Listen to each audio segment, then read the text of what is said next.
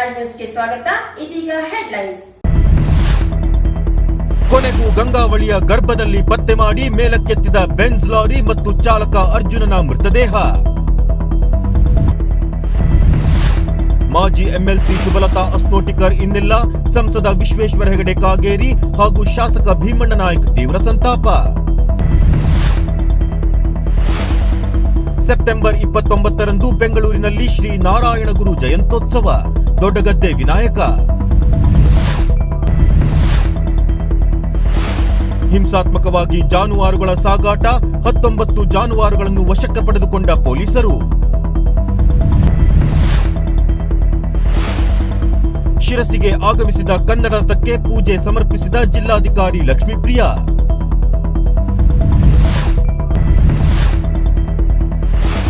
ದಮನಬೈಲ್ ಶಾಲೆಗೆ ಆಧುನಿಕ ವೈಫೈ ಕೊಡುಗೆಯಾಗಿ ನೀಡಿದ ಸೀನಿಯರ್ ಚೇಂಬರ್ ಇಂಟರ್ ನ್ಯಾಷನಲ್ ಸಂಘ.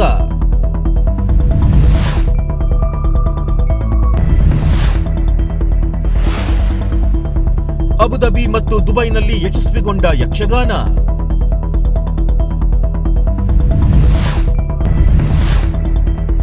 ಡಾಕ್ಟರ್ ಈಶ್ವರ್ ರಾಮ ಪಾವಸ್ಕರ್ ಇವರಿಗೆ ಕರ್ನಾಟಕ ವಿವಿಯಿಂದ ಪಿಎಚ್ಡಿ ಪದವಿ ಪ್ರದಾನ.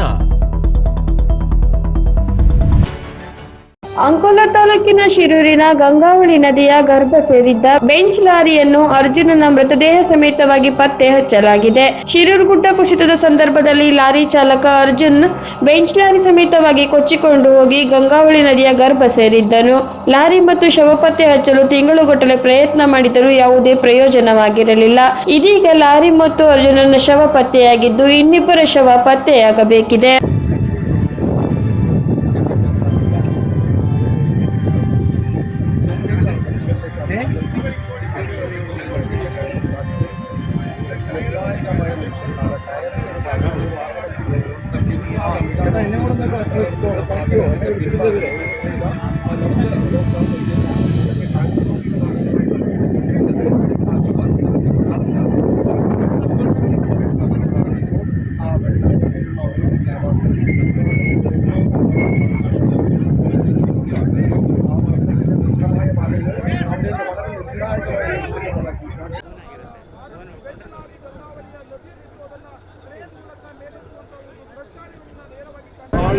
കയറാൻ ശ്രമിക്കുകയാണ്. അതിനകത്ത് ശരീരാവശിഷ്ടങ്ങൾ പുറത്തേക്ക് എടുക്കുകയാണ്. ഇപ്പോൾ അതിനകത്ത് നിന്ന് അദ്ദേഹം കൈയിട്ട് അതിൻ്റെ ക്യാബിനകത്തേക്ക് കൈയിട്ട് വസ്തുക്കൾ എടുത്ത് ഈ ബോട്ടിലെ പ്ലാസ്റ്റിക് ടാപ്പ് അതിലേക്ക് മാറ്റുന്നു.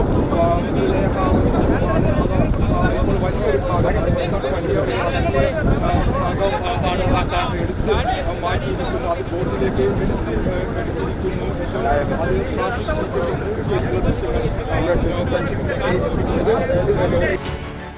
ಮಾಜಿ ವಿಧಾನಸಭಾ ಪರಿಷತ್ ಸದಸ್ಯೆ ಶುಭಲತಾ ಅಸ್ನೋಟಿಕರ್ ತಮ್ಮ ಸ್ವಗೃಹದಲ್ಲಿ ಮೃತಪಟ್ಟಿದ್ದಾರೆ. ಕಿಡ್ನಿ ಸಮಸ್ಯೆಯಿಂದ ಬಳಲುತ್ತಿದ್ದ ಶುಭಲತಾ ಅಸ್ನೋಟಿಕರ್ ಕೆಲ ತಿಂಗಳ ಹಿಂದೆ ತೀವ್ರ ಅನಾರೋಗ್ಯಕ್ಕೆ ಒಳಗಾಗಿದ್ದರು. ಇಂದು ಸಂಜೆ 5:08 ಶುಭಲತಾ ಅವರು ಮೃತಪಟ್ಟಿದ್ದಾರೆ. ವಸಂತ್ ಅಸ್ನೋಟಿಕರ್ ಹತ್ಯೆಯ ನಂತರ ಶುಭಲತಾ ಇಡೀ ಕುಟುಂಬದ ಜವಾಬ್ದಾರಿ ಹೊತ್ತಿದ್ದರು. ಕ್ಷೇತ್ರದಲ್ಲಿ ಅಸ್ನೋಟಿಕರ್ ಅಭಿಮಾನಿಗಳ ಜೊತೆ ನಿಂತಿದ್ದ ಶುಭಲತಾರವರನ್ನು ವಿಧಾನ ಪರಿಷತ್ ಸದಸ್ಯರನ್ನಾಗಿ ಮಾಡಲಾಗಿತ್ತು. ಮಗ ಮಾಜಿ ಸಚಿವ ಆನಂದ್ ಅಸ್ನೋಟಿಕರ್ ರಾಜಕೀಯಕ್ಕೆ ಬಂದ ನಂತರ ಶುಭಲತಾ ರಾಜಕೀಯದಿಂದ ದೂರ ಉಳಿದಿದ್ದರು. ಮೃತರು ಓರ್ವ ಪುತ್ರ ಹಾಗೂ ಇಬ್ಬರು ಪುತ್ರಿಯರನ್ನು ಅಗಲಿದ್ದಾರೆ. ನಾಳೆ ಕಾರವಾರದಲ್ಲಿ ಅಂತ್ಯಕ್ರಿಯೆ ನಡೆಯಲಿದೆ ಎನ್ನಲಾಗಿದೆ.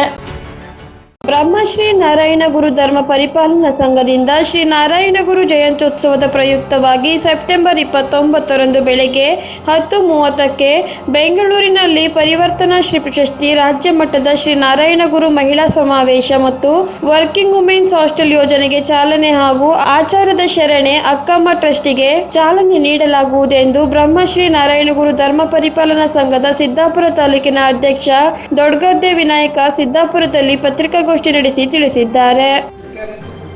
ಸ್ವಾಮೀಜಿಯವರು ಹಾಗೂ ಪರಮ ಪೂಜ್ಯ ಅವಧೂತ ಶ್ರೀ ವಿನಯ ಗುರುಜಿಯವರು ಹಾಗೆ ಪರಮ ಪೂಜ್ಯ ಶ್ರೀ ಡಾಕ್ಟರ್ ಅನಪ್ಪನವರು ಶ್ರೀ ಕ್ಷೇತ್ರ ಶ್ರೀಗಂಧೂರು ಧರ್ಮದರ್ಶಿಯವರು ಹಾಗೆ ಈ ಕಾರ್ಯಕ್ರಮದ ಉದ್ಘಾಟನೆಯನ್ನು ಸನ್ಮಾನ್ಯ ಶ್ರೀ ವಿ ಸುನೀಲ್ ಕುಮಾರ್ ಅವರು ಮಾಜಿ ಶಾಸಕರು ಹಾಗೂ ಮಾಜಿ ಸಚಿವರು ಕರ್ನಾಟಕ ಸರ್ಕಾರ ಶ್ರೀ ನಾರಾಯಣಗುರು ಭಾವಚಿತ್ರಕ್ಕೆ ಪುಷ್ಪಾರ್ಚನೆಯನ್ನು ಸನ್ಮಾನ್ಯ ಶ್ರೀಮತಿ ಡಾಕ್ಟರ್ ನಾಗಲಕ್ಷ್ಮಿ ಚೌಧರಿಯವರು ಅಧ್ಯಕ್ಷರು ಕರ್ನಾಟಕ ರಾಜ್ಯ ಮಹಿಳಾ ಆಯೋಗ ಕರ್ನಾಟಕ ಸರ್ಕಾರ ಹಾಗೆ ಸಮಾಜದ ಮಹಿಳಾ ಸಬಲೀಕರಣಕ್ಕಾಗಿ ಆಚಾರಾನುಸರಣೆ ಅಕ್ರಮ ಟ್ರಸ್ಟ್ಗೆ ಚಾಲನೆ ಸನ್ಮಾನ್ಯ ಶ್ರೀ ಮಧು ಬಂಗಾರಪ್ಪನವರು, ಮಾನ್ಯ ಸಚಿವರು, ಶಾಲಾ ಶಿಕ್ಷಣ ಮತ್ತು ಸಾಕ್ಷರತಾ ಇಲಾಖೆ, ಕರ್ನಾಟಕ ಸರ್ಕಾರ.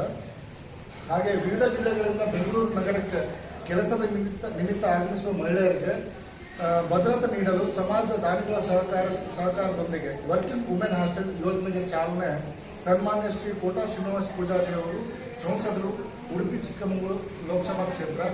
ಹಾಗೂ ಈ ಕಾರ್ಯಕ್ರಮದ ಅಧ್ಯಕ್ಷತೆಯನ್ನು ಸನ್ಮಾನ್ಯ ಶ್ರೀ ಸೈದಪ್ಪ ಗುತ್ತೇದಾರರವರು, ರಾಜ್ಯಾಧ್ಯಕ್ಷರು ಬ್ರಹ್ಮಶ್ರೀ ನಾರಾಯಣಗೌಡ ಧರ್ಮ ಪರಿಪಾಲನಾ ಸಂಘ ಬೆಂಗಳೂರು.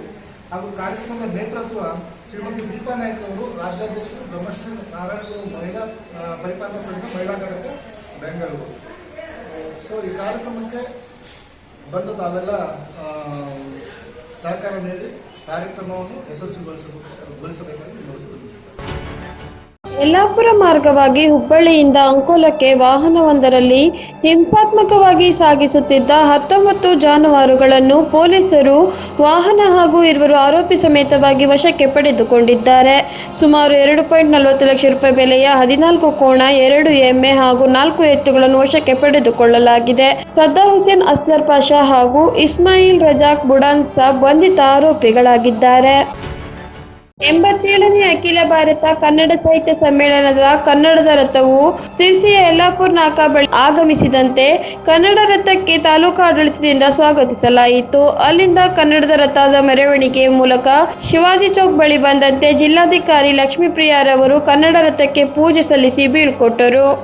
ಆ ಭುವನೇಶ್ವರಿ ದೇವಿಯ ದೇಗುಲ ನಮ್ಮ ಜಿಲ್ಲೆಯ ಸಿದ್ದಾಪುರದ ಭುವನಗಿರಿಯಲ್ಲಿದೆ ಎನ್ನುವ ಹೆಮ್ಮೆ ನಮ್ಮೆಲ್ಲರೂ. ಹಾಗಾಗಿಯೇ ಕನ್ನಡ ಸಾಹಿತ್ಯ ಪರಿಷತ್ತು ಈ ರಥಕ್ಕೆ ಭುವನಗಿರಿಯಲ್ಲಿ ಭುವನೇಶ್ವರಿ ದೇವಿಯ ಸನ್ನಿಧಿಯಲ್ಲಿ ಚಾಲನೆಯನ್ನ ನೀಡಲಾಗಿದೆ. ಹಾಗೆ ಸಂಚರಿಸಿದ ರಥ ಸಿದ್ದಾಪುರವಾಗಿ ಗೋವಾಗಡಿಯ ಕಾಣ್ಕೋಣವರೆಗೂ ಸಂಚರಿಸಿ ನಂತರ ಜೊಯ್ಡಾದಲ್ಲಿ ವಸತಿ ಉಳಿದು 3ನೇ ದಿನ ನಮ್ಮ ಜೊಯ್ಡಾ ಮತ್ತು ದಾಂಡೇಲಿ ಹಾಗೂ ಹರಿಯಾಣ ತಾಲೂಕಿನಲ್ಲಿ ಸಂಚರಿಸಿ ಇವತ್ತು ಯಲ್ಲಾಪುರವನ್ನು ಮುಗಿಸಿ ನಾವು ಸಿರ್ಸಿಯಲ್ಲಿ ಸೇರಿದ್ದೇವೆ. ಈ ಸಂದರ್ಭದಲ್ಲಿ ನಾನು ಒಂದು ಅಭಿನಂದನೆ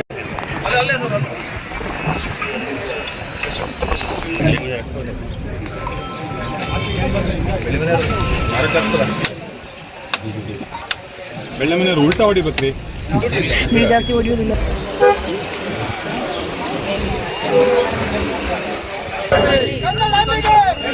ಸ್ವಲ್ಪ ಈ ಕಡೆ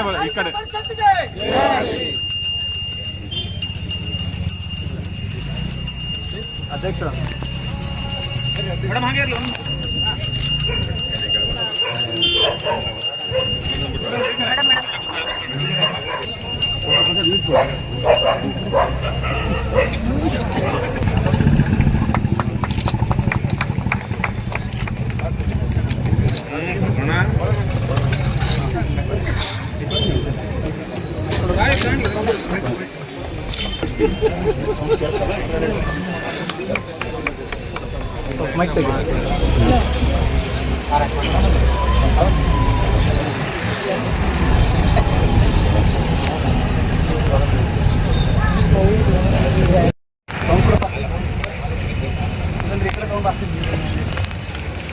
ಸಚಿವರು ಸೇರಿಕೊಂಡು ಜನಪ್ರತಿನಿಧಿಗಳು, ಅಲ್ಲಿನ ಆಫೀಸರ್ಸ್ ಎಲ್ಲರೂ ಸೇರಿಕೊಂಡು ನಾವು ಭುವನೇಶ್ವರಿ ಅಮ್ಮ ದೇವಸ್ಥಾನದಲ್ಲಿ ಪೂಜೆ ಮಾಡಿ ಈ ಯಾತ್ರೆಯನ್ನು ಶುರು ಮಾಡಿದ್ದೇವೆ. ಅಲ್ಲಿಂದ ನಮ್ಮ ಜಿಲ್ಲೆಯಲ್ಲಿ 4 ದಿನ ಸಂಚಲನ ಆಗಿದೆ. ಅಲ್ಲಿಂದ ಎಂಟೈರ್ ಕೋಸ್ಟಿಗೆ ಹೋಗಿ ಗೋವಾಗೆ ಹೋಗಬೇಕು, ಮತ್ತು ಗೋರಿಡಾ ಹಳಿಯಾಲ್ಗೆಲ್ಲ ಹೋಗಿ ಮತ್ತು ಸಿರ್ಸಿಗೆ ಬಂದು ನಮ್ಮ ಜಿಲ್ಲೆಯಿಂದ ನಮ್ಮಗಳಿಗೆ ಹೋಗಬೇಕು.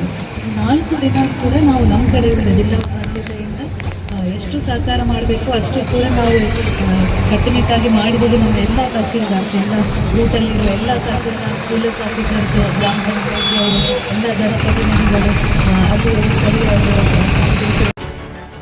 ಸೀನಿಯರ್ ಚೇಂಬರ್ ಇಂಟರ್ನ್ಯಾಷನಲ್ ಸಂಘದವರಿಂದ ಆಧುನಿಕ ವೈಫೈ ಎನೇಬಲ್ ಕಲರ್ ಪ್ರಿಂಟ್ ಅನ್ನು ಸಿರ್ಸಿ ತಾಲೂಕಿನ ದಮ್ಮನ್ಬೈ ಪ್ರಾಥಮಿಕ ಶಾಲೆಗೆ ಕೊಡುಗೆಯಾಗಿ ನೀಡಿದ್ದಾರೆ. ಇನ್ನೂ ಹೆಚ್ಚಿನ ಸಹಾಯ ಸಹಕಾರ ನೀಡಲು ಭರವಸೆಯನ್ನು ಕೂಡ ಈ ಸಂದರ್ಭದಲ್ಲಿ ನೀಡಿರುತ್ತಾರೆ. ಗ್ರಾಮ ಪಂಚಾಯತ್ ಸದಸ್ಯ ನವೀನ್ ಶೆಟ್ಟಿ ಈ ಸಂದರ್ಭದಲ್ಲಿ ಮಾತನಾಡಿ, ಸರ್ಕಾರದ ಮಟ್ಟದಲ್ಲಿ ಈ ಎಲ್ಲ ಕಾಮಗಾರಿ ಮಾಡಲು ಅನುದಾನಕ್ಕಾಗಿ ನಮ್ಮ ಪ್ರಯತ್ನ ಇದ್ದರೂ ಕೆಲವೊಂದು ದಾನಿಗಳಿಂದ ಸಹಾಯ ಕೋರಿದ್ದೇವೆ ಎಂದು ತಿಳಿಸಿದರು.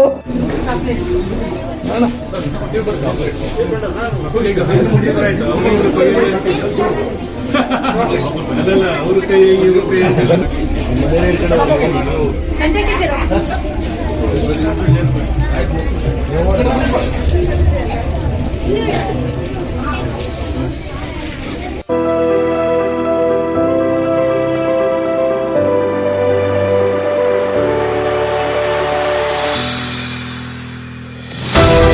ಸೀನಿಯರ್ ಚೇಂಬರ್ ಇಲ್ಲಿ ಒಂದು ಶಾಲೆಯ ಅವಶ್ಯಕತೆಯನ್ನು ನೋಡಿ ಅದನ್ನ ಕೊಡ್ಲಿಕ್ಕೆ ಮುಂದಾಗಿದ್ದಾರೆ. ಇದನ್ನ ಕೇಳಿ ಬಹಳ ಖುಷಿ ಆಯ್ತು. ಇನ್ನು ಹೆಚ್ಚಿನ ದೇವರವರಿಗೆ ಆ ಟೋಟಲ್ ಸಂಘನ ತುಂಬಾ ದೊಡ್ಡದಾಗಿ ಬೆಳೆಸಿ ಇನ್ನೂ ಹೆಚ್ಚಿನ ಕೊಡುವಂತ ಅವರಿಗೆ ಶಕ್ತಿಯನ್ನು ಕೊಡಿಸಿ ದೇವರು ಅಂತ ಹೇಳಿ ನಾ ಈ ಮೂಲಕ ದೇವ್ರ ಹತ್ರ ಬೇಡ್ಕೊ.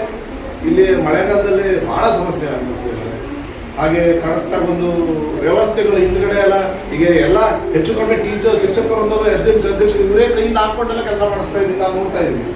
ಅದಕ್ಕೋಸ್ಕರ ಆದಷ್ಟು ಬೇಗ ಸರ್ಕಾರದಿಂದ ಒಂದು ಬರುವಂತ ಅಂತವರುಗಳು ಬರಲಿ. ಅದ್ರ ಜೊತೆ ಊರ ಹಿರಿಯರು ಇದ್ರ ಜೊತೆ ಒಂದು ಪಾಲ್ಗೊಂಡು ಒಂದು ಈ ಆದಷ್ಟು ಬೇಗ ಮುಂದಿನ ಮಳೆಗಾಲ ಬರೋದ್ರೊಳಗೆ ಈ ಬಿಲ್ಡಿಂಗ್ ಕಟ್ಬಿಟ್ಟು ಆಗ್ಲಿ. ಯಾಕಂದ್ರೆ ಇಲ್ಲಿ ಪುಟ್ಟ ಮಕ್ಕಳು ಓದ್ತಾ ಇರ್ತಾರೆ, ಅವರ ಆತಂಕವನ್ನ ಸೃಷ್ಟಿಸೋದು ಬೇಡ, ಆದಷ್ಟು ಬೇಗ ಈ ಕೆಲಸ ಆಗಲಿ ಅಂತ ಈ ಮೂಲಕ ಕೇಳ್ಕೊಟ್ಟು ನನ್ನ ಮಾತಾಡ್ಲಿಕ್ಕೆ ಅವಕಾಶ ಕೊಟ್ಟ ಎಲ್ಲರಿಗೂ ನನ್ನ ಕೃತಜ್ಞತೆಗಳನ್ನು ಅರ್ಪಿಸ್ತಾ ನನ್ನ ಮಾತುಗಳು. ಶನಿವಾರ ಮತ್ತು ಭಾನುವಾರ ದುಬೈ ಹಾಗೂ ಅಬುಧಾಬಿಯಲ್ಲಿ ನಡೆದ ಯಕ್ಷಗಾನ ವೀರ ಬರ್ಬರಿಕ ಮತ್ತು ಭೀಷ್ಮ ವಿಜಯ ಪ್ರದರ್ಶನಗಳು ಯಶಸ್ವಿಯಾಗಿ ನೆರವೇರಿದವು. ಯಕ್ಷಗಾನದ ಹಿಮ್ಮೇಳನದಲ್ಲಿ ಭಾಗವತರಾಗಿ ರಾಮಕೃಷ್ಣ ಹೆಗಡೆ ಇಲ್ಲೂರು, ಮದ್ದಲೆಯಲ್ಲಿ ಸುನಿಲ್ ಭಂಡಾರಿ, ಚಂಡೆಯಲ್ಲಿ ಸುಜನ್ ಹಾಲಾಡಿ ಭಾಗವಹಿಸಿದ್ದರು. ಮುಮ್ಮೇಳದಲ್ಲಿ ಪ್ರಸನ್ನ ಶೆಟ್ಟಿಗರ್, ಕಾರ್ತಿಕ್ ಚಿಟ್ಟಾಣಿ, ಸುಧೀರ್ ಉಪ್ಪರ್, ರವೀಂದ್ರ ದೇವಡಿಗ, ವಿನಯ್ ಬೇರುಳ್ಳಿ, ಸಂತೋಷ್ ಕುಲಾಲ್, ಬೆಹರಿನ್ ವಾಸಿ, ವಿಶ್ವವಾಣಿ ಅಂಕಣಕಾರ ಕಿರಣ್ ಉಷಾ ಹಾಗೂ ಸ್ಥಳೀಯ ಕಲಾವಿದರು ಪ್ರಖ್ಯಾತ ಪಾತ್ರಗಳಲ್ಲಿ ಅಭಿನಯಿಸಿದರು. ಈ ಯಶಸ್ವಿ ಕಾರ್ಯಕ್ರಮವನ್ನು ವಿನಾಯಕ್ ಹೆಗಡೆ, ಪ್ರಶಾಂತ್ ಭಟ್ ಹಾಗೂ ಗಣಪತಿ ಭಟ್ ಅವರು ಸಂಯೋಜನೆಯಲ್ಲಿ ಆಯೋಜಿಸಲಾಗಿತ್ತು. ಸಿರ್ಸಿ ನಗರದ ಎಂಎಸ್ ವಾಣಿಜ್ಯ ಮಹಾವಿದ್ಯಾಲಯದ ವಾಣಿಜ್ಯ ಶಾಸ್ತ್ರ ಪ್ರಾಧ್ಯಾಪಕ ಬನವಾಸಿ ಹೋಬಳಿ ಬಿದ್ರಳ್ಳಿಯ ಡಾಕ್ಟರ್ ಈಶ್ವರರಾಮ ಪಾವಸ್ಕರ್ ಅವರಿಗೆ ಕರ್ನಾಟಕ ವಿಶ್ವವಿದ್ಯಾಲಯ ಪಿಎಚ್ಡಿ ಪದವಿ ಪ್ರದಾನ ಮಾಡಿದೆ. ಡಾಕ್ಟರ್ ಈಶ್ವರ್ ಅವರು performance ಇನ್ವಲ್ಯೂಷನ್ of selected units in Uttara Kannada district ಇನ್ ಕರ್ನಾಟಕ ವಿಷಯದ ಕುರಿತು ಸಂಶೋಧನಾ ಪ್ರಬಂಧ ಮಂಡಿಸಿದ್ದರು. ಕರ್ನಾಟಕ ವಿಶ್ವವಿದ್ಯಾಲಯದಲ್ಲಿ ಇತ್ತೀಚೆಗೆ ನಡೆದ 74ನೇ ಘಟಿಕೋತ್ಸವದಲ್ಲಿ ಉನ್ನತ ಶಿಕ್ಷಣ ಸಚಿವ ಡಾಕ್ಟರ್ ಎಂ.ಸಿ. ಸುಧಾಕರ್ ಪದವಿ ಪ್ರದಾನ ಮಾಡಿದರು. ಇಲ್ಲಿಗೆ ವಾರ್ತಾ ಪ್ರಸಾರ ಮುಕ್ತಾಯವಾಯಿತು. ಮುಂದಿನ ವಾರ್ತೆಗಳೊಂದಿಗೆ ಸಿಗೋಣ. ನಮಸ್ಕಾರ.